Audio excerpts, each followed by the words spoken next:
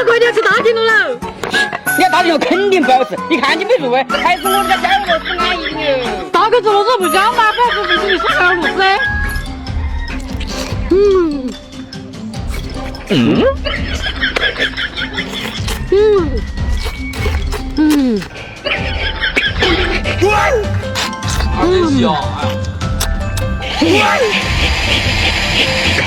哎呦我的妈！